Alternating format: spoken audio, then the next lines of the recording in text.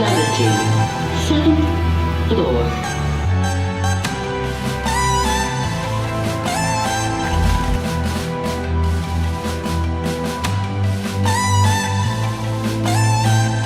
We'll see you around the timeline.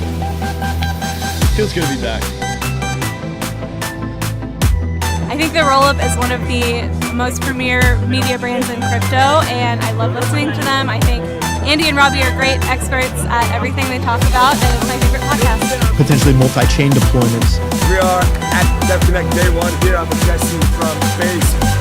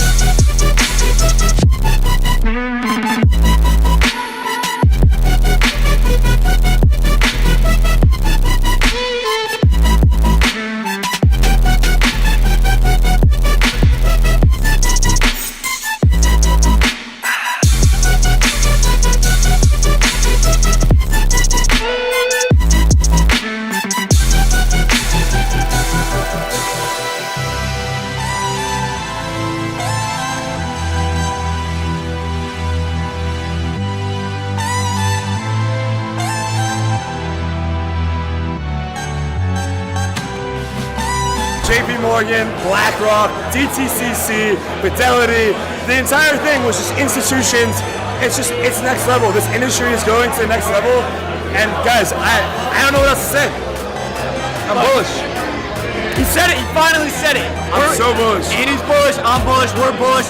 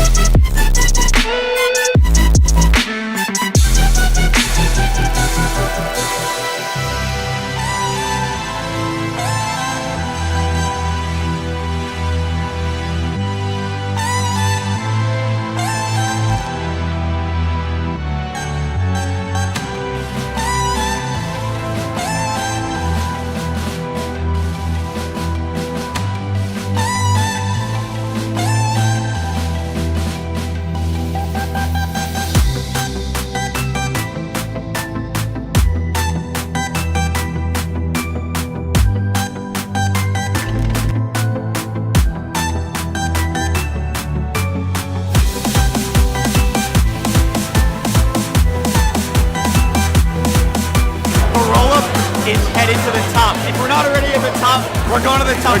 We're on 4th floor today. We're gonna be on floor 1, and then we're headed straight to the moon, boys. Rollup is my favorite.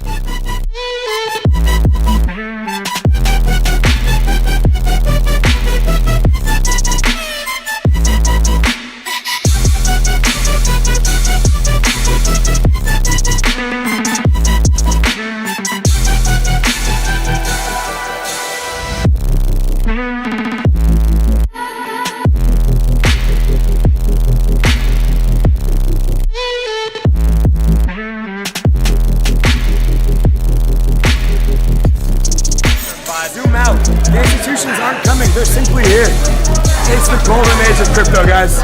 Get right. Let's go.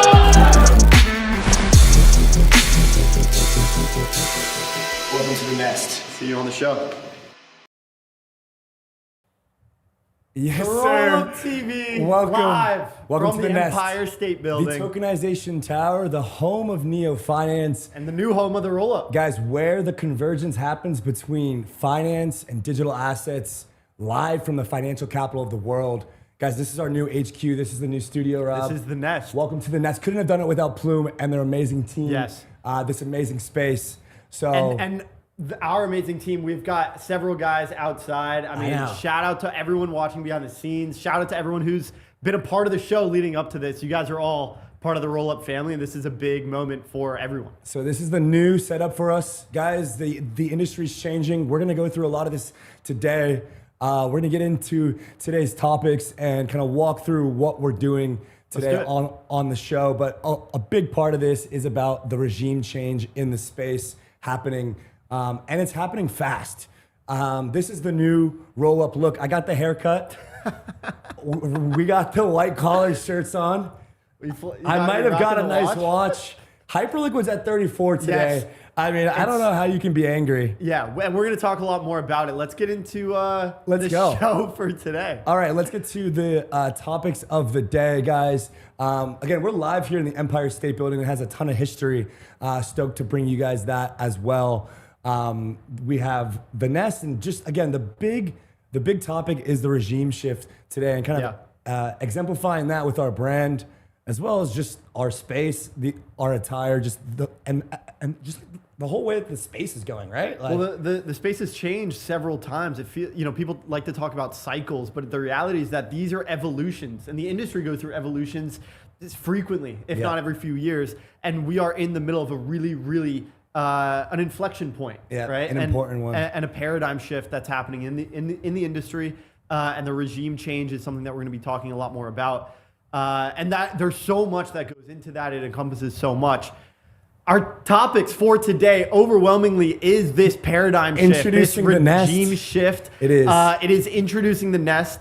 And then we're going to give you guys a little bit of a history lesson when it comes to the Empire State. Yep. That'll be fun. This is one of the most iconic buildings in the world. If you see me looking up at here, I've got a 50-inch HD TV on. Guys, let's see the behind-the-scenes view. Let's show the audience what we're looking at in the space, guys.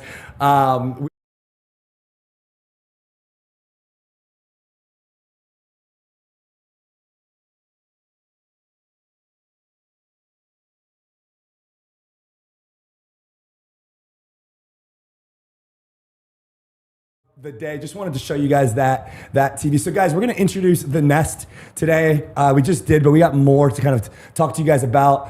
We're going to do a little Empire State history lesson. Yeah. This is an iconic building again, guys. King Kong. Yes. King and Kong. More. Gotham City's out there. Batman. It's the center of finance. Why don't we also, while we're introducing the Nest, just point out some of the things that are happening behind us here? Yeah, so I've got a direct view of the Statue of Liberty. Yes. It's a beautiful sunny day here in New York. Shout out to Trezor for powering today's topics. We've got the World Trade Center, singular back behind. We've got Brooklyn. Rob, you can see Jersey City out of your window. Jersey City, I believe this is across. Is this the Hudson River? Yeah, this is the East River. We have the East River over here. We have the side. Hudson River over here. Yep. I can see far and wide here. I think we're just going to be continuing to point things out. Beautiful view of the Statue of Liberty. And like you said, the One World Trade Center. Yeah. Guys, we got Empire State history lesson. We've got the digital assets regime shift. And then we're going to talk about what's next for us as a brand, as a company, and really as an industry, because this is the regime shift that's happening, and it will continue to happen, and it is a bit of a reality that we need to accept. Parts of it are brutal, but a lot of it you can get really optimistic about. So again, shout out to Trezor for today's topics. Powering some of the best hardware wallets in the game. Hardware wallets, very secure. I still use my Trezor. It's I think it's the best hardware wallet in the game. Yeah. Let's do it. Let's roll into today's show. Into introducing the Nest. So, guys, obviously we're here at the Nest. First episode being streamed from our new studio.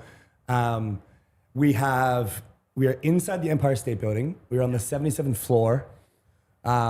This is the Nest by Plume, which is also one of their product lines for their RWA product Nest, bringing in a lot of private credit. They just had a cool partnership with Perina. There's more coming there. That's their kind of private credit vault product. This is our custom logo, custom brand space. It's also the tokenization tower and the home of Neo Finance. Yes, the Neo Finance Nest, right? And we've talked a lot about Neo Finance on the show. It is epitomately the convergence point. And we feel like what better place to bring you guys into the convergence point other than the center of finance itself in the Empire State Building in New York City. It's a physical hub, right? It's where the leaders of digital assets and finance are going to converge, right? A big part of our brand here and a big part of this regime shift, which I'm sure we'll get into more, is really just about how these industries, which were so separated, are now they're one. Yeah. Right? Like, I mean, just today we had, I think it was the NASDAQ announced that they were going to be allowing for tokenized asset tradings that are available on the NASDAQ on Kraken. Yeah. You know, I put a post about it. It's absolutely ripping. And it's just like a perfect example of how these industries are one. And so this point in time is very unique. And this space is the convergence point for the leaders in digital assets and in finance. There's been multiple quantum leaps in the past when we've ultimately worked towards integrating these two worlds together. You can point at the launch of the Bitcoin ETF as one of the forays when these industries started to collide. Now we're really in the heat of the next inflection point, the next convergence between these two worlds, as more and more traditional and legacy venues onboard into blockchain rails, and they end up tokenizing all of these assets. And there's an entire rabbit hole, slippery slope. This is just the tip of the iceberg. We'll get into it. So we'll get into it, really what this means a little bit later. Yeah, I mean, I think our goal here was building a place for investors, founders, builders to meet and talk, right? So we'll be hosting physically and virtually, right? Right. We'll be hosting a networking event during DAS, guys. So if you're around for DAS, you'll see that now on the side events main list. And the whole goal here is to bridge that gap. And so there's no better place in the world to do it than New York. There's no better building, we think, in the entire country. I don't know if there's a more iconic building in the entire country than the Empire State Building. May not be a more iconic building in the entire world, especially as it relates to finance and innovation. New York City is the home of that. And I'll just speak to the Rollups brand a little bit on this note. I think we are the most credibly neutral and one of the most innovative media brands in the space as a whole. And I think that is partly why we've been able to bring together so many leaders from disparate industries. Crypto as a whole in the past has been a place where technology and finance has collided. Now I think we're seeing a lot more adoption on the finance realm, and we're seeing a lot more of this openness and this willingness to converge. And I think the Rollup is uniquely positioned to be the home of this convergence and build the bridge between these two worlds. Yeah, man. I mean, I think it's pretty clear that what is happening in the space is going to kind of usurp just the on-chain world as it is today. We have this agentic finance growth that's absolutely exploding for stable coins and payments. You've got agents coming online with OpenClaw and IronClaw from Near. You've got this growth that's happening that is going to grow, and it's going to grow outside of crypto. And we'll talk about it more. It was a wild weekend for oil traders on Hyperliquid. We'll get into that. Let's check on some of the weather. Let's check on the markets, guys. It's a beautiful sunny day here in New York. We're gonna get into that, but before we do, sponsored by Relay. It's a beautiful day. Shout out to Relay. It is sunny. Best cross-chain swaps in crypto. Very proud partner to have there on the cross-chain swap side. It's 67 degrees at the tokenization tower. Yeah. And look, I think you can relay yourself down the Hudson, down the East River. You can relay yourself down the street, pick up a nice pint. It's almost rooftop season in New York. Beautiful day. Relay is the sponsor of rooftop season in New York, and it is a beautiful day for Zero rain. Feels like 67. Feels like 87 in the studio right now. I'll tell you that much.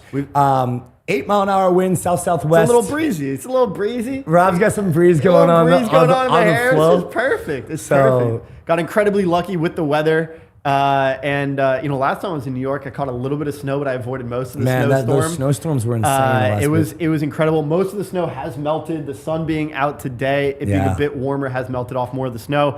I know New Yorkers are happy about that. First thing I heard when I landed here was, man, the snow's melted. Let's go. Yep. All right, guys, let's have a quick look at some of the markets as well. Again, crazy weekend with oil that we're going to get into. Talk about kind of what's been happening on that side of things. Let's do have it. a look at some of the prices here. We're green across the board. Now, obviously, Hyperliquid is leading the charge.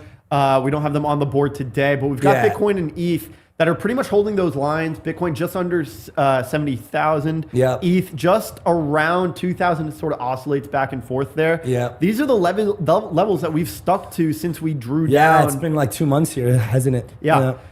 And so I think, the more that we, the more time that we spend at these levels, and the more that, ultimately we see some sort of You're trying foundation to forming, call the bottom right now. It's difficult. I mean, obviously, I feel like we're closer to the bottom here than we were at 80. But You're trying to call the bottom. look, man. He's trying to call the bottom. Look, I've liked the strategy that I've been using up until this point. Good I've little been DCA. good little DCA. Just Yep. ease into the markets. Yep. We sold quite a bit higher here, which is nice. Obviously, getting a chance to buy a bit lower. But I'm not in a position where I can just call bottom and buy the Pico bottom. I mean, and there's no rush, right? I don't have your technical analysis skills, There's so no I rush. couldn't possibly. I'm just riding hype And right so now. just DCA and just lower the average entry on things that I want to hold for a decade. Yep. Yeah, and I think that's kind of again another like thematic that we'll explore on the show is there's not going to be as much like short-term stuff here. We don't really have opinions on short-term price action. We don't really care actually. We just want to zoom out here. Speaking of zooming out, our sponsor Zama is working on transcendental technology. Yeah. Really, thinking about this on a 1 to 5 year time horizon, you're going to kind of miss the goal when it comes to FHE and privacy. Definitely. Thinking about this on a 10 to 20 year time horizon, you really start to understand how we're going to incorporate privacy and FHE technologies into the broad landscape of both finance, technology, think AI, privacy. Our friends at NearCon, we had a tremendous conference over in San Francisco. Zama's working on FHE, which is sort of a counterpart to ZK. And that's how a lot of these privacy and privacy preserving algorithms. It's kind of the unlock that the space needs. Like we've got the scale. The UX is getting far better just because of like all of these kind of neobank apps and trading terminals and these types. Yeah. We just don't have privacy yet, and so it's the part of this kind of regime shift of this institutional adoption and this kind of growth. It's problematic right now because we don't have a consistent privacy solution. So guys, shout out to Zama, confidential transfers and encrypted stablecoins right now on Ethereum. This is another big trend that we're seeing from institutions. They need privacy. Exactly. They don't just want they need it in order to be regulatory compliant. A lot of these institutional asset managers and providers work with several other asset managers. They work with several banks. Banks don't like when other banks are viewing their deposits and their flows and their transfers. Privacy is crucial for these institutions. All right, guys, that's the weather and the markets today. It's a nice spring day in New York. We'll see how long this lasts. It's been pretty kind of like up and down, kind of bipolar. So that's the market's kind of the same. So again, zoom out. We're zoomed out. We're thinking about the 5 to 10 year time horizon here. And you'll notice here on this show, we'll start to breach into, obviously we cover digital assets first and foremost. Yeah. One thing I saw earlier today was $800 million got wiped out from the stock market. Yeah, from that oil trade, right? I might be missing an order of magnitude, to be honest with you. It might have been 800 billion. I want to fact check myself. I think from that oil trade. Yeah, and so we're gonna start to compare and contrast a little bit. What is happening in the digital asset market. And what is happening in some more of the legacy equity markets. Yeah, I'd like to get into that. I just want to correct myself. $900 billion wiped out from the U.S. stock market at open.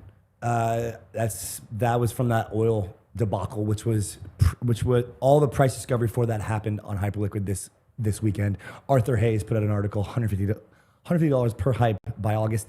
Before we get into the market and the general conversation podcast style here with Rob and I, guys, quick historical context on the Empire State Building. Completed in 1931, it was built during the Great Depression. It took 410 days. One of the fastest buildings to ever be created of this size. It was the tallest building in the world for nearly 40 years. which is pretty insane. Pretty incredible. Over 100 million visitors. Dude, every day downstairs, it's so funny. We've been walking up here to like go and set up the space and all this. Bringing suitcases and of cameras and lighting. All these tourists walking in, taking Just photos with the snapping pictures. murals. I passed a line out around the corner for people to get into the observatory deck, which takes them straight to the top. Obviously, we have another entrance here where we come in. And it's a symbol of American ambition and economic power, which is, part of what we're seeing in the digital asset market 100%. as well. We need clarity to get past. We need clarity, but we're also seeing less international conferences. Consensus Miami is something that, as a personal Miami resident, I'm, very, very excited about, because I think we're going to see a lot more American conference goers, especially this year. And obviously stable coins and what that does for the US dollar. Absolutely. I mean, this has been a long time associated building with New York finance, global finance at large. Think about how many financial conversations have happened in this. Like how many deals have what happened? Is the total deal size of deals that have been closed? Like, what in is this building? the economic value that has been created? The GDP of this the building, Empire State Building is larger than countries. Dude, like the deals that have gotten done in this building, larger than the GDP of some countries. And again, like a part of this is that this unique position that we're at is really just about where this next financial stack is going to be created. And it feels very juxtaposed almost to come back to this space and kind of be pushing forward this new financial system in such a historic landmark. This building has stood at the intersection of commerce, capital markets, and corporate power for so long. If you guys know King Kong, obviously, King Kong was filmed at, with the Empire State Building. Spider-Man was shooting webs on the Empire State Building, swinging through. One of the original Spider-Mans, right? Yeah. Probably the best one. There's just a lot of culture here. There's a lot of very iconic, real happening. And I mean, we're just very grateful one of the most to recognizable the Nest, to the Plume team, and to all of our production team who's helped us to put this together. And to all of our sponsors and to all of the guests that have appeared on the show. Yeah. I mean, we couldn't have done it ourselves. Yeah. Andy and I started this. We met in college in 2017 in the University of Florida Bitcoin Club. Yep. What do you think you would have said if I would have told you that 6 years later we'd be doing this from the Empire State Building? No, I think it's more like 9 years, right? That was 2017. Oh, yes. We started the Rollup about 6 years ago. We filmed our first podcast with just audio only. Just recorded a Zoom. And we had no clue. We were just kind of scrapping around DeFi and Uniswap and figuring out what that looks like. Figuring out is exactly what we were doing. I mean, we were learning about the space. And that's been the kind of through line for everything, right? Has been trying to educate folks on what's happening in certain sectors. So we were most interested in DeFi. We wanted to learn ourselves, figured that we'd do it in public. Yeah. Came over to kind of more of the infrastructure conversations, more of the technical, modular, that kind of space, that design.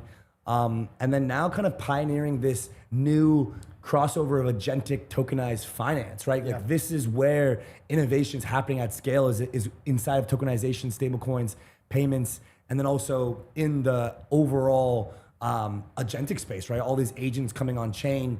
This is where a lot of the innovation and a lot of the education we think is required. And so, I mean, if you had told me that 6 years ago we'd be in the Empire State Building with our first office space, our first HQ, I probably wouldn't have thought could be true. And that there was plenty of ups and downs along the way, as we were going from, recording this audio only podcast on Zoom to getting our first few guests to then, traveling around the world and doing the Rollup from these conferences. There's been plenty of ups and downs. You're absolutely right about the through line. It started because Andy and I wanted to learn more about the space. We felt there was a lot of opportunity here. We were extremely interested. It piqued our interest because I have a math background. Andy has finance, economics, e-commerce, and marketing background. And so there was a lot of very genuine curiosity and overlap between our skill sets. And we felt that deploying it in this space was one of the highest ROI things that we could do. We felt that learning was going to be the best use of our time so that then, you know, we could end up figuring out what it was where we could provide value.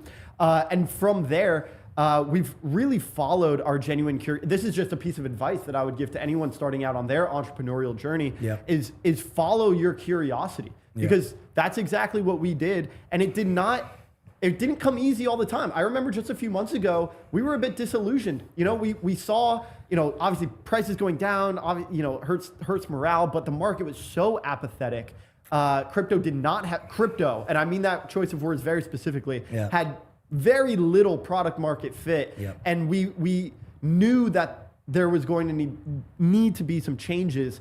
And so coming here, like you said, where capital markets and commerce take place has given us what I feel like is a new life. It really feels very refreshing to be in a place and to get the opportunity to speak to people, which we will have, you know, over the coming weeks and months, people that I feel excited to learn about, excited to learn from, and excited to talk to once again. Because that has been, every time that we start to lose that, once we feel the push to get that back, and then I feel like the brand is off to the races once again.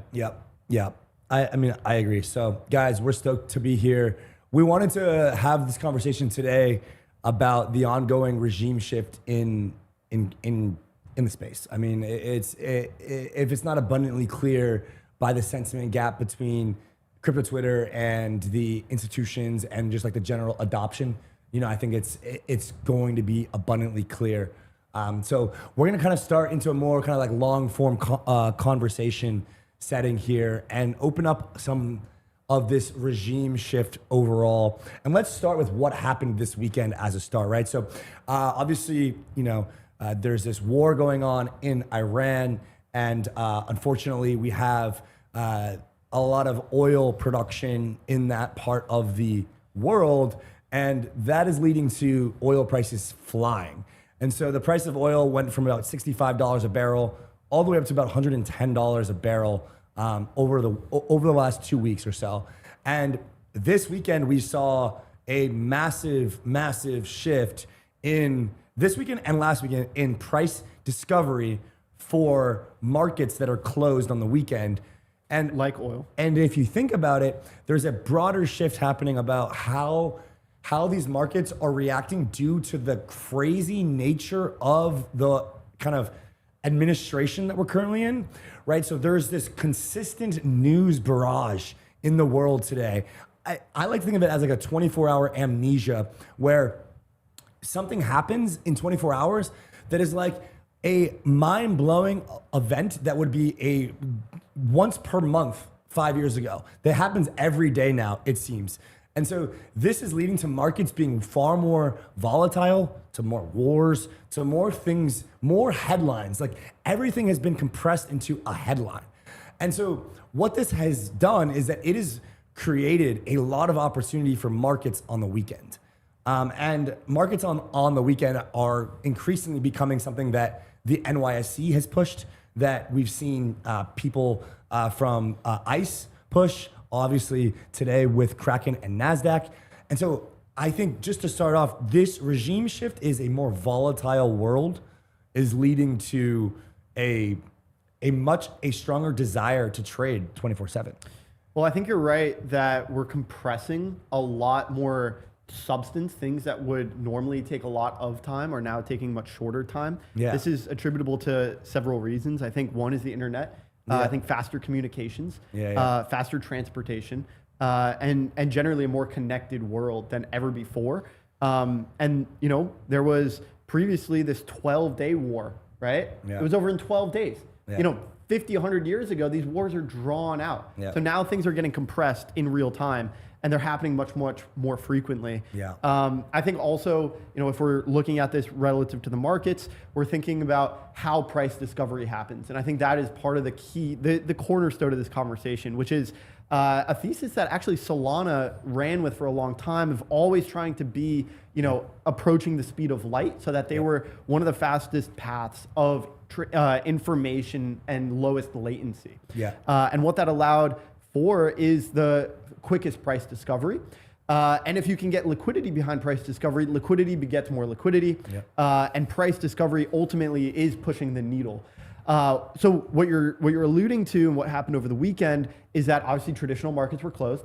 And we're having developments, not in Europe, because Europe takes the weekends off, but here in America and over in the Middle East, we had developments happening over the weekend. You know, the Strait of Hormuz, which is where a lot of, you know, the oil travels. I believe it's 20% of the entire world travels through this very narrow strait. Iran is threatening, saying that, you know, they're going to torpedo any boats that cross through the strait.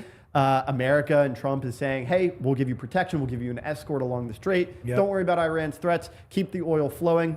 The insurance markets are starting to say, hey, if you travel through this strait right now, we're not going to insure you. That is causing, even with this police escort, and so that is causing a lot of these boats to effectively say, no, we're not going to travel. That slows down the supply and the production of oil, leading to, obviously, demand hasn't shifted. You know, everyone still needs oil, still needs gas.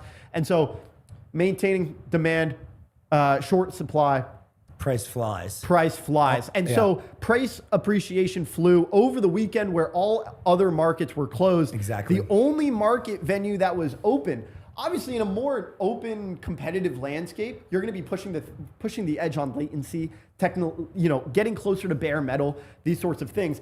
The legacy markets are making it extremely easy for Hyperliquid because it was just the only liquid venue that was open trading these assets.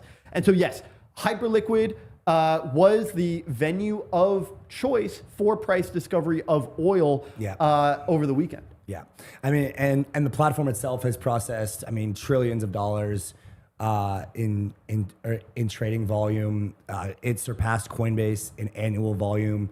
Also, something with regards to the sign of the times. Again, these tokenized commodity markets are hitting a massive scale right now, partially because crypto markets are far less volatile currently and less appealing.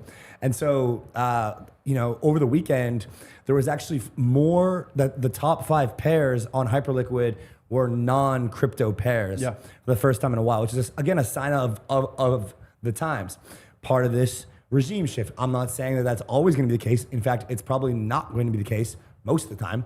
But the fact that the top 5 pairs over the weekend was showing that they weren't crypto pairs is a sign that investors, speculators, asset owners want to speculate on these markets on the weekend, just generally 24/7. And they want to do it in a place that has good volume, good high levels of open interest, and they want to do it at scale. I think increasingly we're going to see those types of assets higher among the volume ranks on crypto exchanges. And I mean, you see it, right? Like BitGet, we had their CEO on, and she was talking about how they are the universal exchange now.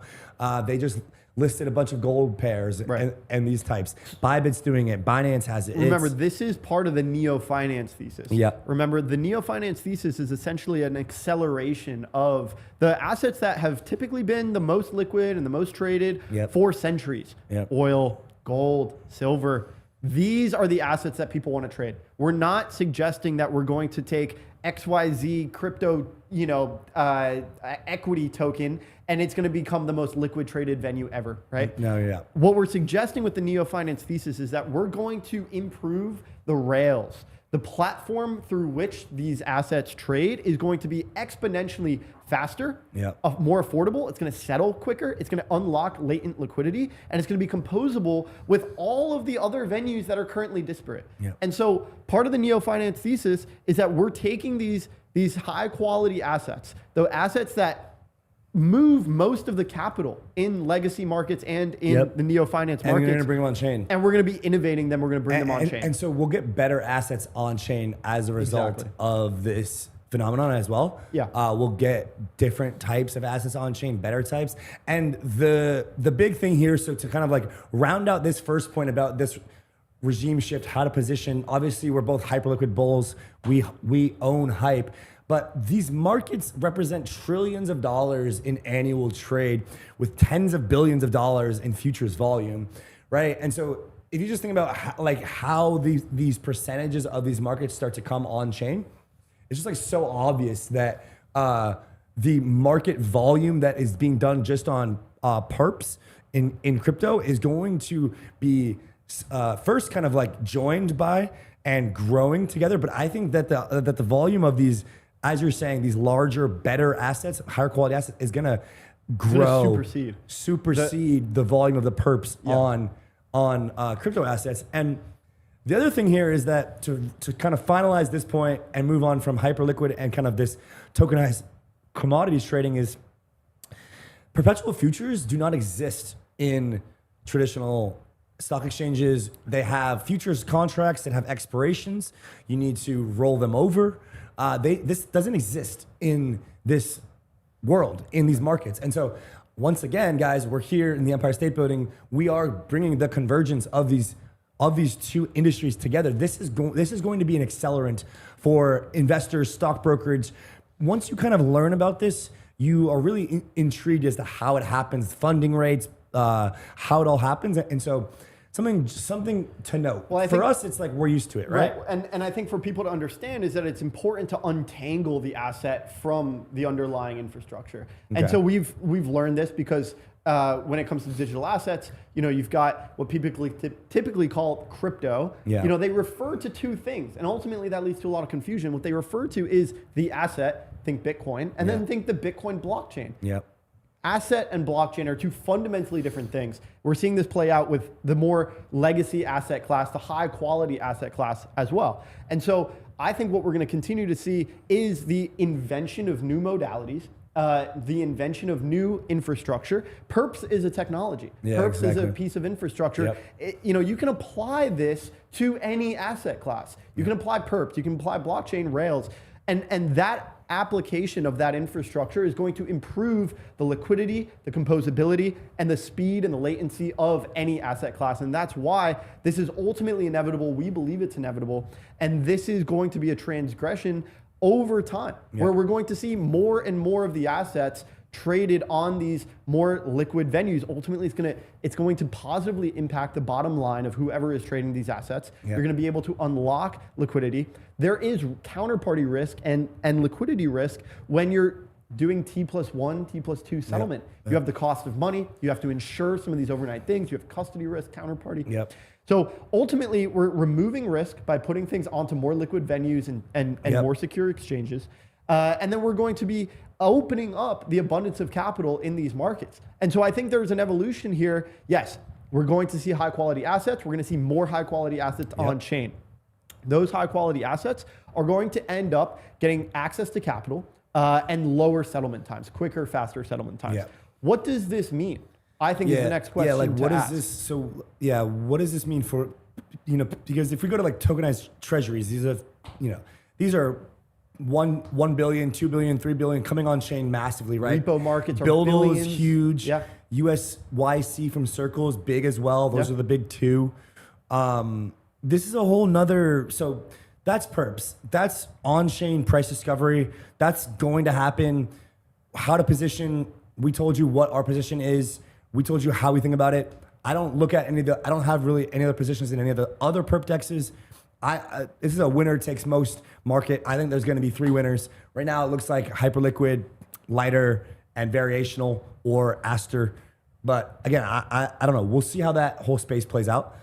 But this next trend is like the big pie too. So like the perps pie is massive. I think it's something to definitely focus on. The tokenization and kind of like market infrastructure pie here is huge. Right. How would you describe what is the value of tokenizing assets? Like why is having tokenized gold or tokenized equities trading, why is that valuable? It's a lot of the same value proposition that we've been talking about for years. And a lot of that is composability. Okay. And a lot of that is the innovation of lower settlement times, faster, and more affordable. And it's eliminating a lot of the risks that clog up the system, both in terms of time and cost. And so as you're thinking about, high quality assets coming on chain, that does 2 things. One, it brings these assets into a place where they become composable with the entire asset universe that is already existing on chain. What that does is it allows these venues to become composable with one another. You can then take positions and use them as collateral and borrow against them and unlock liquidity against them, which is currently not possible in the existing legacy financial system. You can think, you have your Schwab, you have your bank account, you have maybe a fast cash like a Venmo or a Cash App. These are all disparate venues, right? A lot of these brokerages, these venues, they don't talk to each other. There's not a common language, right? On the blockchain, right, we operate on distributed ledgers, meaning that all of the validators, all of the nodes that are communicating across all of the blockchains, all of those speak a common language. On Ethereum, it's an ERC20 token standard. Other blockchains have other token standards, but ultimately, once things are on chain, they become a lot more composable with one another. They end up speaking a common language, and then they can start to communicate with one another, these systems themselves.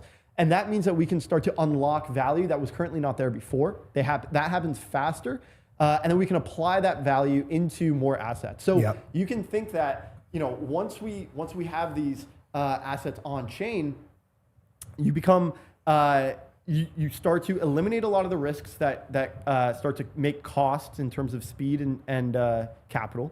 And then you can also start to apply the unlocked value into more positions. I'm of the perspective of essentially you've got two asset classes. You already spoke about perps and all of the high quality assets like gold and oil that are coming on chain. Then you have non-speculative assets, and we're seeing the entire private credit market come on chain as well.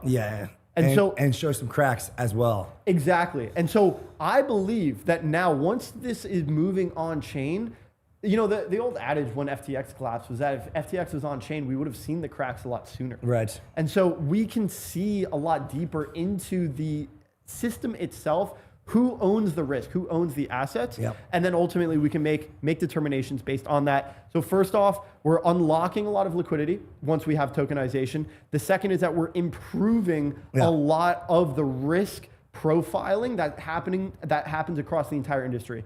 And so on the risk profiling side, we're going to be saving a lot of time and money. And then on the composability side, we're going to be unlocking a lot of latent capital.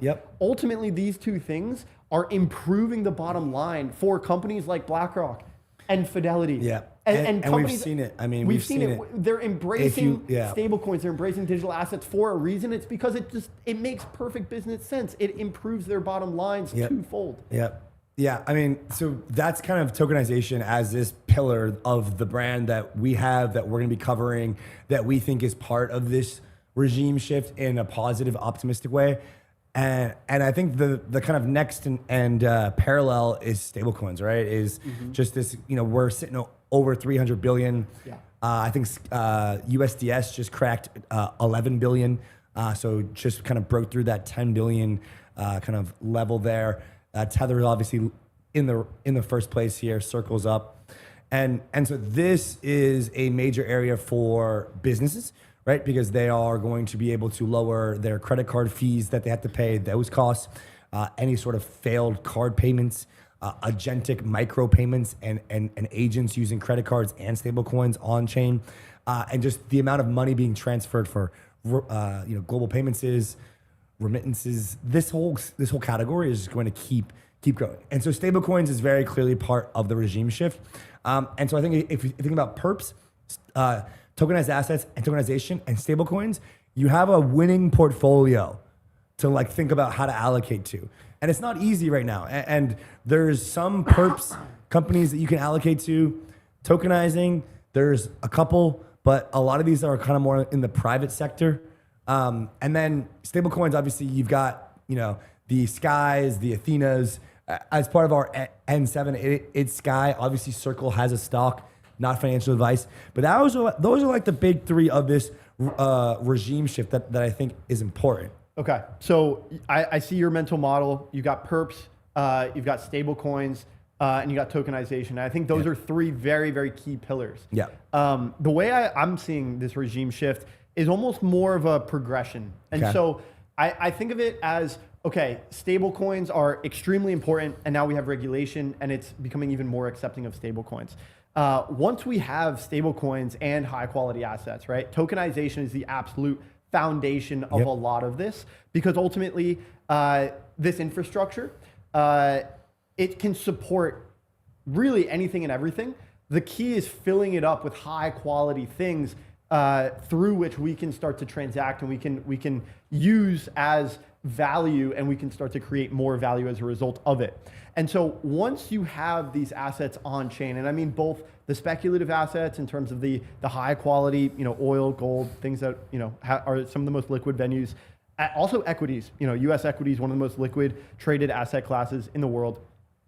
Once you have these speculative high quality assets, and you have non-speculative cash instruments, treasuries, private credit, these sorts of things, you end up with a lot of value that is essentially sitting on blockchain rails. Mm-hmm. The thing about money is that it doesn't just sit, it moves. Mm-hmm. And so there's a velocity to this capital through which can become so much faster and so much more efficient on blockchain rails. Yep. And so my mental model is, okay, yes, first tokenize all of the assets, the speculative assets, the high quality assets, and the cash instruments.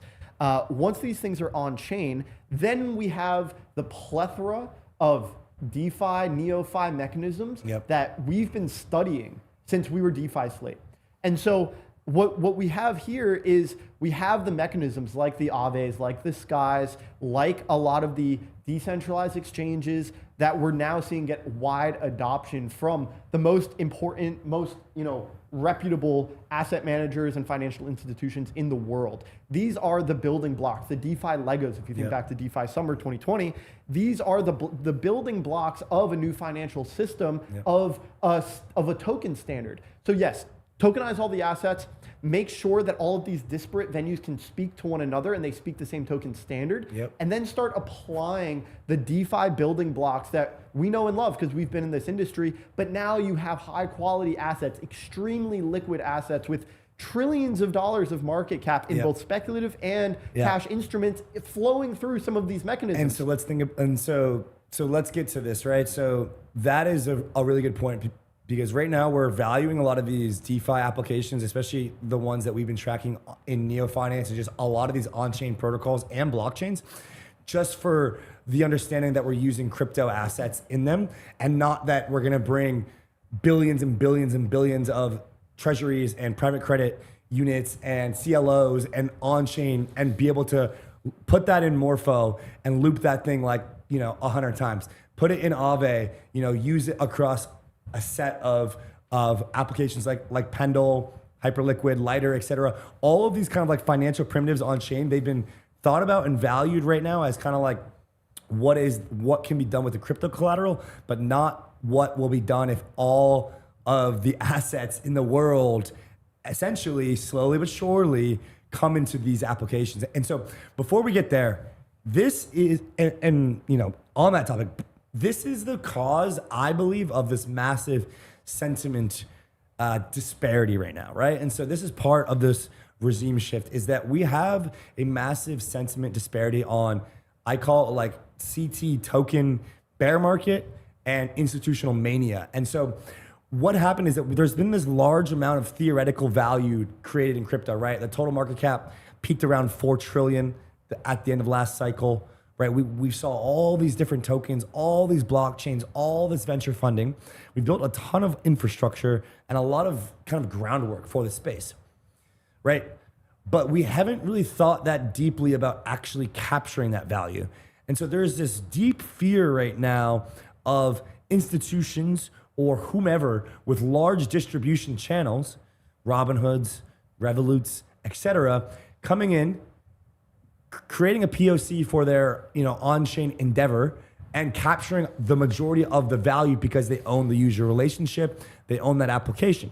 So what we've seen is companies like Lighter have gone and integrated with Robinhood. Revolut is building on Polygon, for example. So you're seeing this kind of like DeFi mullet play out where you've got the distribution partner and the DeFi protocol underneath. But there are many tokens and protocols that are literally generating zero revenue, have got a ton of funding. They have maybe 12 to 24 months of runway left in the current market or less. And they have very little users and they're kind of the brutal reality is that it's kind of over for them. So I want to be optimistic here, but let me give you a reason to be optimistic. And we're not like there's a lot of fat that is going to get trimmed as this regime shift happens, with clarity passing, so we're just going through this rapidly. It certainly is, and I think this is a very important tangent into value accrual, which is that you mentioned that a lot of these protocols, essentially the teams and the companies that look, maybe they have research fetish, maybe they're doing things for valiant reasons according to their own complex. You said that they haven't thought deeply about value accrual. Yeah. It's capturing the value that they've created. Like we've built these blockchains, and we had this Metcalfe's law idea where like there was these network effects that would drive a lot of these values to these L1s. It's yet to be seen if that's going to happen. I think clearly congestion fees and gas fees across all blockchains as a revenue source have decreased significantly. I'm not sure that the L1 trade is alive at all anymore. I don't think it is. And so that's kind of like one whole like network effect based thing. But yeah, how do you capture value in this space? And the problem is that there's these larger institutions or firms that are going to come in and capture a lot of the value that has been built by crypto natives, open source. And so there's this really nasty sense. I don't think that's a problem. I think they're going to create a lot of value, and that's why they're going to capture a lot of it. What you have to do is you have to have a regulatory regime that allows you to capture value. Yeah. That's why they haven't been capturing value. It's Correct. not because they haven't been thinking deep. Some teams haven't been thinking deeply about it, right?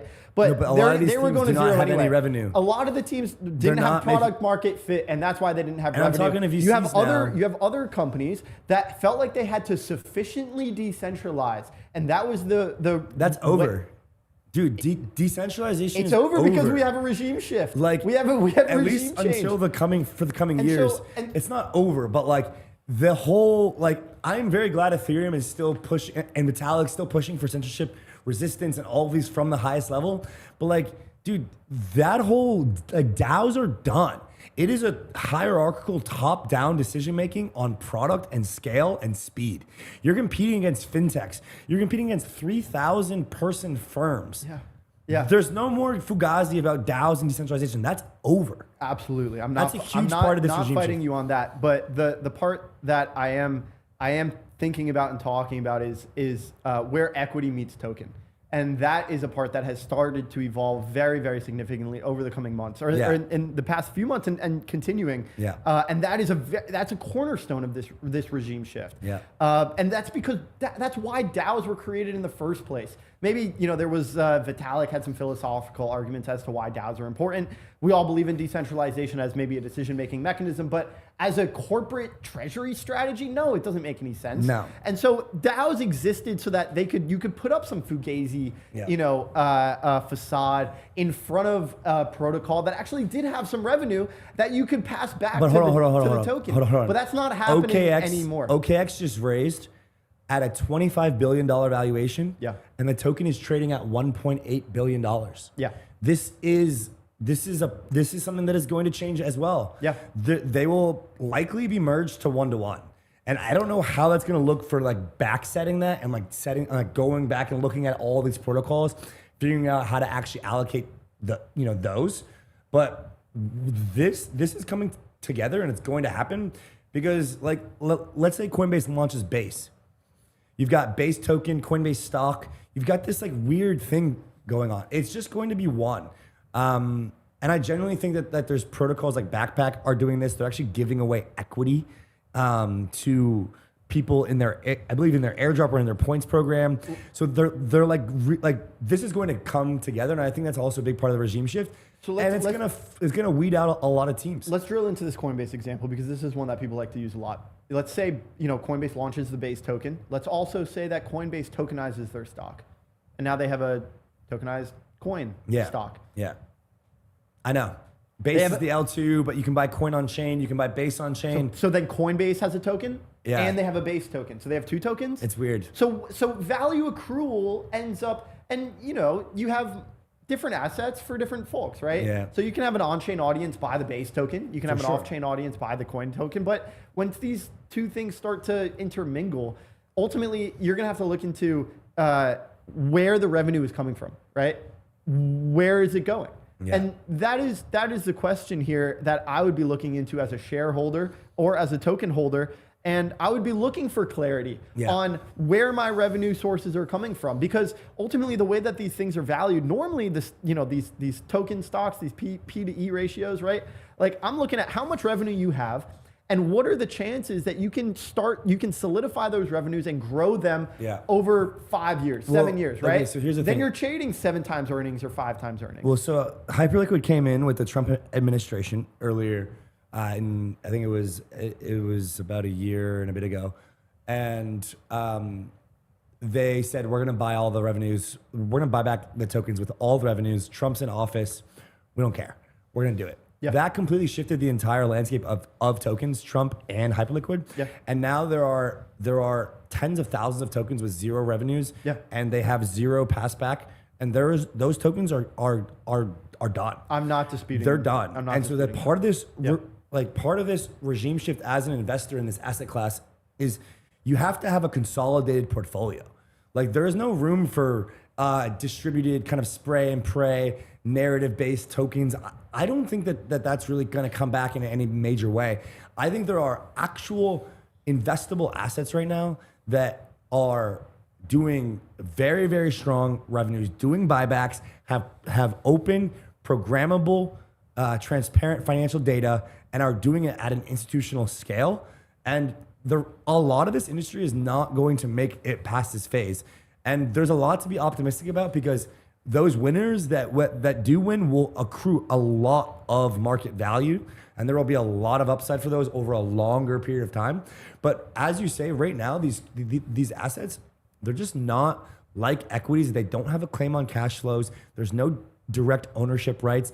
And this will change with clarity. And so clarity is kind of this line in the sand, right? Let's talk about clarity because it's a big part of how this is going to shift. Big thing right now that's holding it up is stablecoin yield, right? But clarity is going to give us a framework to understand what digital assets can and can't do with regards to yield passback, with regards to all these different types of crypto asset frameworks. And I think it's going to be an obvious thing that marks the bear market, like a line in the sand of the bear market. It's be like, are you calling bottom? You didn't buy when Clarity Act passed at 46K, at 66K. You didn't. Clarity passed in 2026. That was obviously set the bottom for the 2027 to 2029 run. Duh. Right, but I think Clarity is this line in the sand that's going to this is going to mark the regime shift because it's going to be like, all right, guys, here's what's available and allowed and legal. Go build. And that is going to once again force the hand of teams that aren't prepared for it. So we've been living in this Fugazi bubble, and it's changing, and it's changing rapidly. And again, the Rollup, we couldn't have done it without the guests who have come on the show. Two of my favorite guests that we've had on multiple times have been Hasib, founder of Dragonfly, and Santi, founder at Inversion. One thing that I love about these guys is that they draw upon their experience in capital markets as a whole. Yep. Hasib's got a background in poker, and he's takes more of a venture perspective on the market, and Santi takes a very pragmatic investor point of view. Yep. And so if I'm looking at these things, I have to choose: am I Hasib or am I Santi? Yep. If I'm Santi, I'm looking at things as a PE. I'm looking, what is their revenue now? And what is the likelihood that they're going to be growing that revenue, and how long can they be protecting that revenue and or growing it over time? That is going to factor into some PE calculation. I'll come up with a valuation. Yep. If I'm Hasib, I'm thinking, what is the chances that this thing ever gets revenue? And I think you can look at the crypto market, and you might hear us use the word crypto as a whole a little bit less these days, but when we talk about crypto, we refer to essentially the altcoin complex, right? Because we're untangling crypto and blockchain, and we're treating the crypto asset class as effectively the altcoin complex. We're treating Bitcoin, ETH, HYPE, revenue generating coins and tokens as high quality assets. right? And then we're going to see high quality assets from outside of crypto come on chain and join the Bitcoin and ETH and Hyperliquid. Yeah. I have to ask myself, am I Hasib or am I Santi, right? And if I'm looking at the altcoin complex, I can say, okay, yes, this thing doesn't have any revenue now. There's a chance, maybe a good chance, that it goes to zero. But then the Hasib in me says, maybe this thing gets revenue one day. Yeah. In which case I'm willing to take a flyer, right? Now, the fact that they've already launched a token and maybe it's in the market altcoin complex. Yeah. That is probably premature. I think we're going to start to see a lot later token generation events. Yep. Because ultimately the way to do this thing is first you launch your product, Yeah. then you get product market fit, you Yep. get some revenue, then you go public, if you will, which is effectively so your look, TGP. I agree because I think that the pendulum is swung too far right now on the revenue meta side. Like it's funny that I put that out like so long ago. I think it was like early last year. And we had everyone is now looking at the revenues of companies and like doing PDE and like trying to map out what the forecast is going to be. It's like, look, it's kind of gone too far a bit. I think we will get some of those network effects, Metcalfe's law, future revenue generation runs in different assets, and like the market will shift back towards like more optimistic thinking. But as soon as like any of this bear hits, it's just so bang, bang, bang on like, here's what it is now. Here's what we're looking at. And so I think that has shifted too far, and I think it'll come back. That sounds reasonable. I want to answer the L1 trade kind of thesis here. Yeah. I think the L1 trade as we know it is over. Yeah. But I think there's going to be a new L1 trade brewing. It's this token. It's a combination of a tokenization trade and an L1 trade. It's the New York Stock Exchange. But first they're going to tokenize, but they're going to do it on their own chain, right? That's the new L1 trade. It's the New York Stock Exchange launching tokenized equities on the New York Stock Exchange L1, if you will. Yeah. How you get exposure to that is a different question. Well, that's why I think there's this massive drag in sentiment, because there is no people way. They're shut out. There's no way to they're get shut exposure out to of that. getting exposure to. That's the biggest problem right now. That's why we're here. That's the biggest problem Because right this now. is how But I the agree. Rollup I gets think the exposure L1 to trade this. will shift though. It'll shift towards the agentic finance trade. That is there's what going to I be wanna- like there's that's going to where I be think- like a Yeah. hopefully there's a strong demand for block space increase as agents become more and more able to interact on chain. Yeah. I think that could drive some real block space demand. Yes. But if I'm an agent, I'm just going to find the cheapest chain always. And so those things can there's a lot still of generate a lot of revenue Yeah. and take a more volume-based approach. Well, then the whole kind of like the burn could come back for Ethereum. Exactly, Other yeah. L1s could get their Yeah. actual transaction count up. You can start to get more of that Metcalfe's law network distribution model. So I think the agents could save the L1 and L2 trades. But I have zero interest in participating really in a lot of those assets. The other thing here is that on the venture side, I think is really important to talk about when it comes to this regime shift is that a lot of these tokens are just meant to go down only because of their unlock structure. Yeah. And so I think that there's unfortunate reality for the venture of the space. There's only going to be like 5 to 7 VCs that are going to be able to raise big enough rounds in the future. I think to be able to actually do Series A or like actual large scale, like $15, $25 million checks.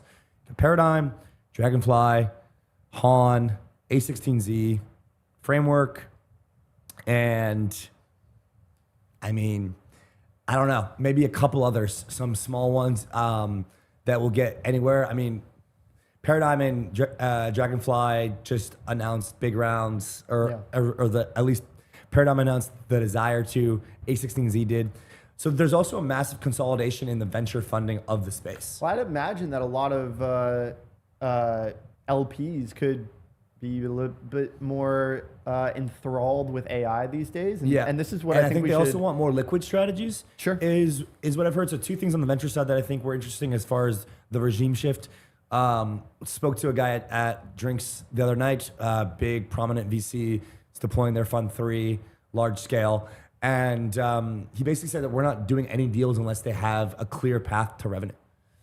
I mean, it like- sounds like a real business model. Didn't exist That's a what year we're ago, looking for a year as and a half investors ago, these or days. like 2 years ago. So that was a big kind of, it was like, if there's no clear path to revenue. If they're not already making revenue, we're just not even considering it. So I thought that was interesting. And then, yeah, I think there's a lot of drag. I think that's another reason for the sentiment shift, is that there's this AI takeover of interest, of speculative interest at large. Yeah. So agentic tokenized finance is the final frontier in this progression that I've been talking about. Right. Once we bring all the high quality assets on chain and we tokenize them, then we put them into our DeFi mechanisms that have now been resilient. We unlock a lot of the composability and the liquidity, and we get a much richer sense of the risk profile. Then the third piece of this, and AI is getting here, the third piece of this is vaults. Risk managers are extremely excited about vaults. Had Matt Hugin on from Bitwise, and he mentioned about why BlackRock is getting so deeply invested in the space. And the reason is because BlackRock missed out on the entire ETF business. And so he kind of wound back time a little bit and walked me through the mutual fund complex of the early 1990s and 2000s. What happened back then was essentially that you had socialized losses, and it was a very inefficient structure. And so mutual funds kind of ran the world, but they weren't perfect. Then you had the invention of the ETFs. And it's pretty interesting to hear a lot of the commentary around digital assets and tokenization these days was very similar to the conversation around ETFs in like the mid 2000, 2005, that kind of era. And so BlackRock was essentially sitting back on their heels, almost like Apple is with this whole AI race. Apple's sitting on a lot of cash, might be apples to oranges, but BlackRock didn't get involved in ETFs right away. They kind of sat back on their haunches because they were major beneficiaries of the mutual fund landscape at the time. Then 2008 came around. Major bank, I forget which one it was, but they had to sell their ETF business. It was the previous owner of iShares. And BlackRock at the time, because they were sitting on all that cash, they were able to come in and purchase the entire iShares ETF business from this previous bank. And that ultimately put BlackRock in a position where, yes, they weren't the innovators or the creators of the ETF landscape, as it were, but they were able to come in and buy it, right? And so now Matt from Bitwise believes that BlackRock is getting so deep into crypto because they don't want to miss out on this next thing that they saw, just like they saw happen with the ETFs. They felt like they missed the boat on ETFs. They kind of got lucky, if you will, but they were able to buy the iShares ETF business. Now they have a more well-rounded business that way. But now they're putting their first step forward, and they're getting more involved deeply with crypto, tokenization, and digital assets. Is the biggest, and that takes us into kind of like how these firms are going to get into vaults as well. Exactly. And so now, once you have the high quality assets on chain and you have composable liquid venues for these, you have the DeFi building blocks, the Legos of the lend, borrow, and the decentralized exchanges. You have everything you need for the vault complex. And the vault complex is essentially an asset manager's dream, because asset managers are able to come in, and normally they have to do really manual processes. They have to call someone if they need to liquidate something. They need to rebalance these positions manually. It's essentially their entire job, right? So now it's essentially like the AI version for asset managers. You put this thing into a vault. You can have a very, very broad swath of vaults that you can cater to your clients. You can have a risk on vault, a risk off vault. This one can generate yield. This one has this risk profile. This one has speculative assets. This one has high quality assets. All kinds of different vault complexes that you can create as an asset manager. The final piece of this, I think this is a big part of the regime shift. It's like there's a bit of a kind of like a black box happening where these firms come on chain. They don't really want to get involved. They don't want to do it themselves. You got trusted curators, the Gauntlets, the Rockaways of the world. They provide very solid parameters and frameworks, and you're getting better yields than you are off chain. And so that's kind of like a really interesting thing, is that that's part of this regime shift, is that there are better yields on chain with some more risk. You got smart contract risk, you got DeFi protocol risk, those risks amongst are others. coming down. And yeah, the amount of exploits and things have came significantly down. But there are better yields on chain with these vaults. Yeah. Remember, we can, once we have a better understanding of the risk profile, because we can actually see where the money is on chain, we bring a lot of those risks down, as making sure they're resilient, they're audited. Yeah.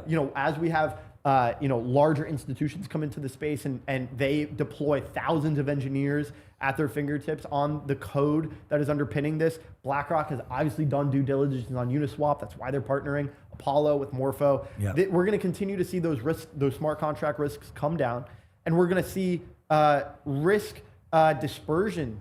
We're going to have a better understanding of that. So we're going to minimize those risks. That's going to lead to less losses. It's going to also lead to faster settlement times and quicker latency. Yep. And then we're going to unlock a lot of the value, right? Yep. And these are ultimately positive things for the bottom line. The last piece of this puzzle, AI is the final frontier in this puzzle. Just to close the loop on vaults, I think that this is something that is going to be very exciting. People are very bulled up about RWA looping. They really want to see this happen. It's going to keep happening. I've talked to multiple people about this. A lot of the private credit cracks, a lot of these institutional products. Yeah.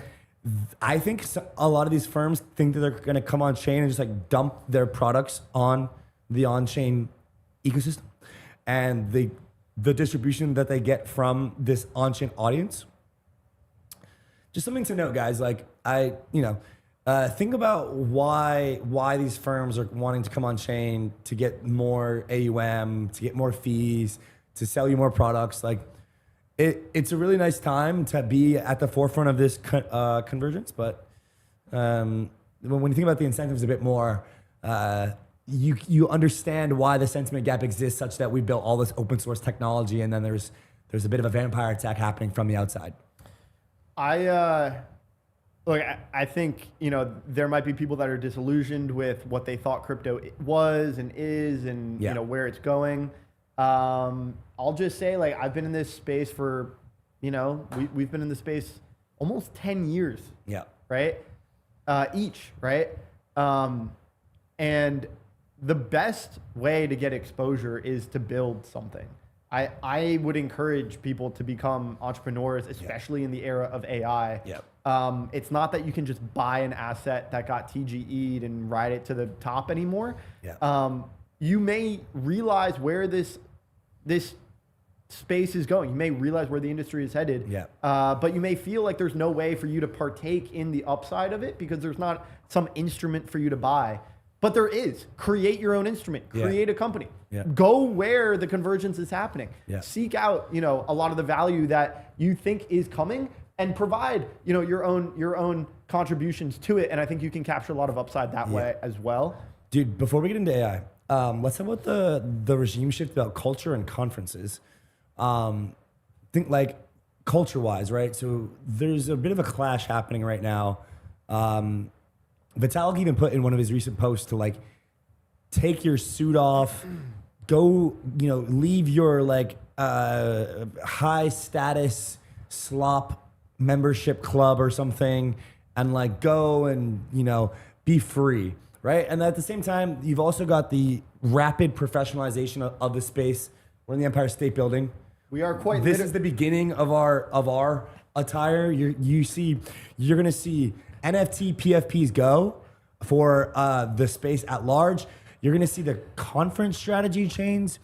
You're gonna see the culture change. Like I don't know. There's just these butting of heads of like keeping crypto fun, weird, and cypherpunk versus like the industry is growing up like from an age perspective, right? Like our first conference, we were probably like 18 or 19. There was people in the industry from that age all the way to like 30. Yeah. Now those people are, anywhere from like 26, 27 to 45. Yeah. And so the industry itself is growing up. So I don't know, I'm just curious, anything on like the culture side, like how do you expect this regime change to impact culture, conferences, and how this space is going to grow there? Look, it's pretty obvious where we sit on this topic. We are quite literally in an ivory tower. Okay. I mean, like, the walls are painted ivory, and we're on the 77th floor of the tokenization tower. So, we are embracing this, right? With open arms. But it doesn't mean we're abandoning our values, right? Correct. That's the important part. Yeah. So, we are transforming along with our industry. I think also part of it is becoming malleable and adaptable. Yep. But never sacrificing on the things that you hold, very, very important to you. Yeah. Personally, I'm a believer in this technology. I'm also a strong believer in technology. And I think the blockchain is a very important technology. I think it's extremely innovative. People are going to use technologies for very different things. Some people are going to use blockchains for decentralized social media and NFTs. Other people are going to use it for, getting 3 more basis points to their bottom line because they can reduce the risk profile of their assets. Okay, I think so both of those are your take extremely is like- positive use cases. Yeah, so use the technology, understand it, appreciate it. There's going to be subcultures, Yeah. subgroups always, like with anything. Yeah. When it comes to, I'll just add a little bit more Yeah. color there because, the subgroups typically have found their own venues to Well, that's to kinda what I'm getting inhabit. at. And Yeah. so Like, it's there's not, a- but on the blockchain, that's not necessarily the case. This thing is decentralized by nature. You can have 2 disparate worlds that are composable with one another. Well, right. You- Inclusion works both ways, right? Like if you include everyone into a space, into a financial stack, you can also kind of like choose. You include all, and then you can choose what you want to be, right? Like you can be whatever you want to be in the space. Sure. And so I think what That's right, yeah. Like what I'm trying to say is that yes, you can be accepting to all, but there's going to be these subcultures that Yeah. form like within. Look, I think it's about your strategy, right? If you're a protocol, a product, a business, who's your audience? Who do you need to sell to? Who are you trying to build a recurring, revenue source with? Who's your customer? Where are they? Are they at ETH Denver? Are they Spork Whales? Are they developers? Are they at Money 2020? right. Are they at in Vegas at a fintech conference? Are they at Simon Taylor's NerdCon? Are they at Consensus Miami? Is it at like a Cybos? Like who's your customer? Who are you trying to play with and like kind of target and then adjust your strategy to that? But I think at large, like there is a growing up. Like you will not be taken seriously, I don't believe, unless you have a very refined brand that shows legitimacy and credibility, shows a understanding of the professionalization and kind of growth of the space, and is not like this narrative driven hype thing. Like we're so beyond past that. So look, I think like my thing is like the culture is shifting. People are growing up. The space is growing up. We're all growing up and maturing. And look, we're trying to do our part. I think everyone's going to do that because at the end of the day, like we haven't been taken seriously by the world. Like just finally, like we're getting a lot of this adoption happen. I think like a big part of this regime shift is that there's going to be a trimming of a lot of the hocus pocus and a lot of the kumbaya and a rising of the professional. Like this, that's just like how I think about it. I think I agree with all of that, and I think part of the reason why that's happening is because AI is taking a lot on the peripheries. Yeah. So AI, let's talk about that. It's reshaping company operations. So just right? this kind of the I'll transition work here with you here. of AI here is like on the culture and conference side of things. You have AI is so amorphous, it's so weird, and it can be used for so many different things that at the extremes, it looks a lot weirder than crypto. Crypto back in 2016 to 2020 was it was a lot more new than AI. AI has been around for 40, 50 years. You got a reinforcement learning and different machine learning tactics been used for a long time. But AI in the modern context is actually newer than crypto. And so crypto, and I mean digital assets, blockchain, not necessarily the altcoin complex that we think is dying, but crypto as a whole, the culture of it has solidified. It's grown up, and it's I think what happens as it grows up is that it solidifies and it kind of like reaches this final form where it's like, okay, when something's, and think about like a kid, right? When it's in kindergarten, people ask, what do you want to be for, you can be an astronaut, race car driver, whatever. It's so broad, it's such a broad spectrum of things that you kind of have the ability to do any one of those. Crypto was in that position, right? When it was extremely new. It could have been anything, right? But now as it's matured and gotten older, it's kind of gotten pigeonholed a little bit. Not in a bad way, but it's solidified into what it is actually. All right. And I think that is going to continue to happen. It's going to continue to ossify into the thing where it really has found its product market fit as an industry. Yeah, and then, I mean, it's reductive to say it's just finance, but clearly any sort of like all of the revolutionization of finance is going to be where the value is mostly going to happen right now. Like it's kind of like this annoying step that we're in where it's like everyone's got to grow up. We need to ship products that work. We need to onboard institutional flows, tokenized assets, stable coins, T-bills. We got to do all of this stuff. And then we will get to a point where we have this like burgeoning on-chain economy. Yeah. But we're in this like annoying middle ground right now where prices aren't moving. Yeah, it's called a bear market where we actually have to do the work. Adoption is flying, but prices aren't moving, and they're like it's like the weirdest, most like weird bear market. I'll just comment on the it's only finance thing. It's only insofar as the best example of this is prediction markets. It's only it's insofar finance insofar as prediction markets are finance, but they're also like really. Like they're tools and tactical things that you can use for things outside of finance when it comes to probabilities and understanding the future outcomes of things. And so I think, yes, right now it's only finance. Maybe we get somewhere else. But, just to close my previous point was that, crypto was new. When it was new, it was weird. It could have been anything. Now it's solidified, it's matured, and it's essentially grown into what it is going to be. AI now is extremely new. It can be anything. You can use it for anything. It's getting very weird at the boundaries. And I think new people, like younger people, are going into AI and they're using it for very weird things because they can use it for you can't really use crypto for anything very weird right now. And that's getting reflected in the culture. I think this ebbs and flows. AI is going to grow into itself. It's going to get sort of like less interesting. Crypto can, then grow and expand and blossom into a new fold. I think something that, go ahead. No, I was going to say, I mean, it's JP Morgan had massive layoffs. Amazon Prime Video had massive layoffs. Jack Dorsey's company, Square, massive layoffs, or Block. So it's happening too. And both of these, both of these things are happening. And this is what I wanted to talk about, the final frontier here for this progression of the industry as I see it over the coming 5 years. Put the high quality assets on chain, put those high quality assets into DeFi mechanisms, put those structured products into vaults and allow asset managers to manage them, and then make the asset managers AI. And once you have AI agents managing vaults made up of complex looping strategies, yield strategies, risk curated strategies, structured products of high quality assets, you end up with the new financial system. So that is what I'm extremely excited about. I think it takes place on a 5-year time horizon, but ultimately I think 5 years. I think it's more like 5 to 15. 5 to 15 years. Well, look, I think a lot of assets are getting tokenized. But I think you're seeing price discovery happen in real time on a Hyperliquid. A lot of these RWAs are starting to become composable with the rest of DeFi.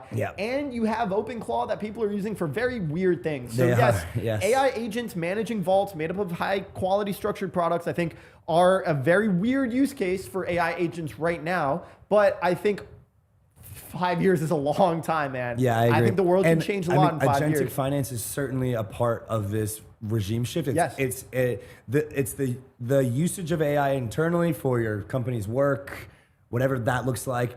The usage of actually using agents on chain, that's finally accelerating. Like we're finally getting agents on chain, right? Like it's coming. And the intersection of building smart contracts with agents and AI, this is all kind of like a corollary to like these big categories that we define. So if I was to kind of like put a summary on the regime shift and kind of close this out here, perps, tokenization, stablecoins, major things to be very optimistic about in the current state of affairs. There's zero reason to be bearish on these. These trends are going to rapidly accelerate. If you've been following our Neo Finance kind of outlook, we've covered a lot of these assets. And we've also just covered kind of this at whole. That's happening. So that is really exciting. Vaults, also a really nice touch to kind of like add on to that. I would structure a lot of those same advancements of our industry on a timeline, because ultimately I think there are things that are prerequisites to the things that will come after that. And I think you can't have AI agents until you have vaults. And I think you can't have vaults until you have DeFi mechanisms with high quality assets. And you can't have Well, I high quality agree. assets Yeah. on chain unless those are tokenized. And so that brings us to a really good point, which is so that those three kind of buckets there plus vaults is genius. Perps, tokenization, and stable coins. and vaults. It's that, and then it's Clarity Act passing. It's Genius being implemented. That's kind of like a progression that's going to happen as well on that timeline.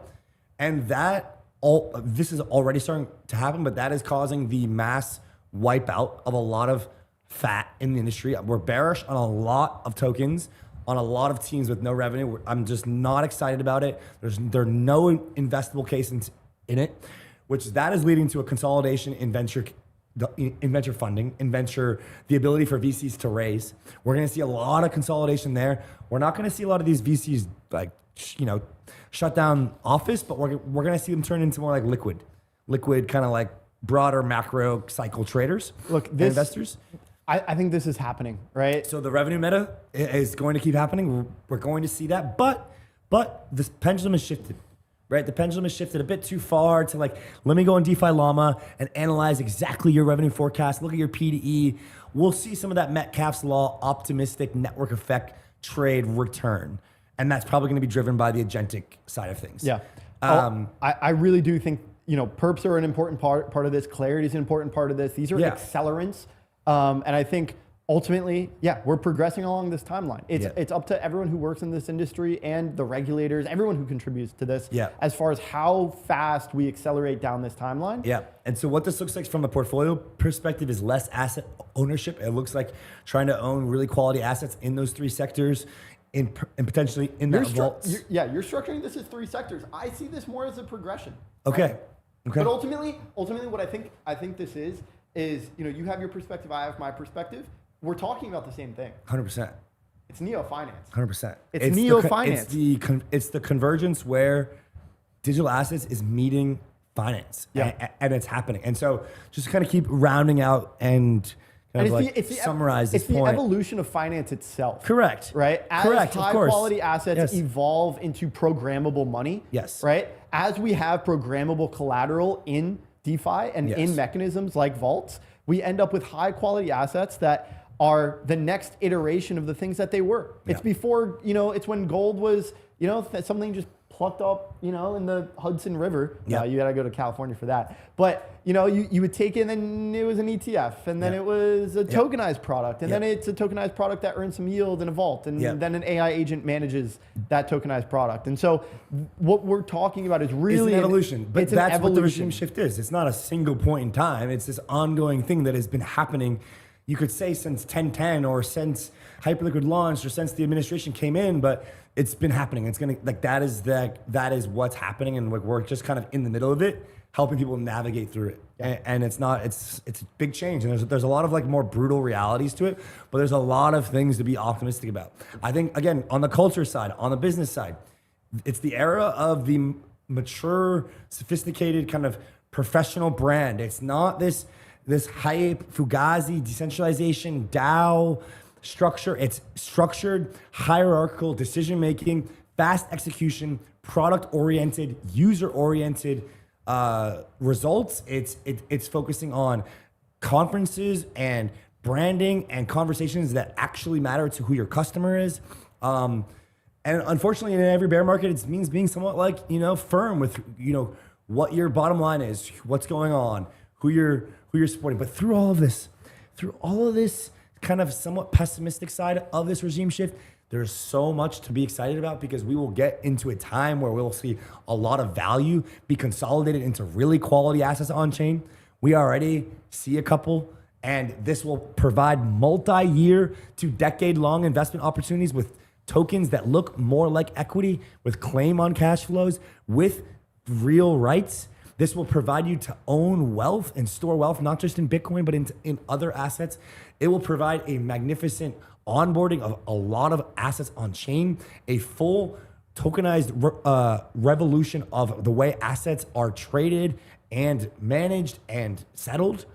It'll bring a rise of capital formation that will drive such value and such democratized access to opportunities that we've never seen before. There's a lot to be optimistic about. We got to get through this regime shift. You got to know how to position for it as an investor. You have to be willing to be adaptable and to recognize what's happening in the space. We're going to try to help you guys do that day in and day out here from the Empire State Building live on Rollup TV. We're going to continue to learn as much as possible. We're going to be speaking to extremely knowledgeable people in the industry that are going to be coming into the Empire State Building. They're going to be here in the Nest, and we're going to be sharing all of these conversations with you as a very, very important part of the Rollup. You couldn't have done it without you guys. Guys, hope you enjoyed the first show from the Empire State Building. The regime shift. It's on. We're here. Thanks for watching. See you next time. Thanks, guys.